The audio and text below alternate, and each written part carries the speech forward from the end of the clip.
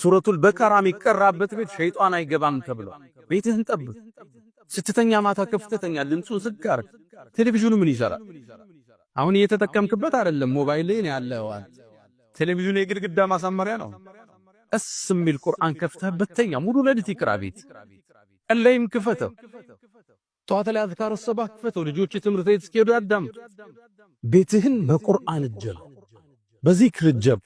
ያኔ ሸይጣን አንተ ቤት አይገባ። ስትቀመጥ ቢስሚላህ በል። ማን ተተክቶ እንደነበር አታውቀው።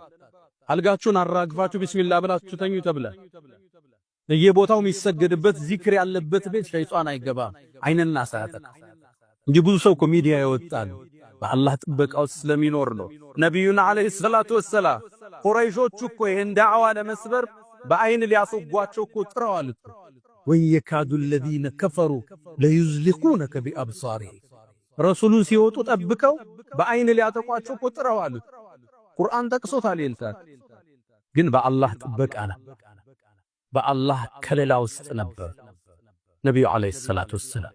ዚክሩን ማብዛት፣ ዱዓውን ማብዛት። እሱን ካረግና አይንናሱ ሳይነካን፣ ሲሕሩ ሳይጎዳን፣ ጤነኛ ሆነን ቁርአኑን ይዘን ሐዲሱን ይዘን ከቤት ስትወጡ ዱዓ አርጋችሁ፣ ስትገቡ ዱዓ አርጋችሁ፣ መኪና ቢስሚላህ ስትነዱ ቢስሚላህ።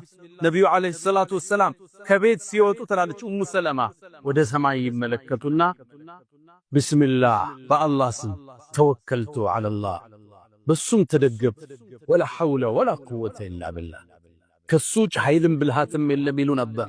ወደ ሰማይ አማተረው ትላለች ኡሙ ሰለማ። ሶሒህ ሐዲስ። እንዲህ ብለህ ከወጣ ሸይጣን አይቀርብ። ለሌላኛው ሸይጣን ተወው፣ በአላህ ጥበቃ ስር ነው ይለዋል። እስልምና ችግር ነግሮ መፍትሄውን ሰጠ።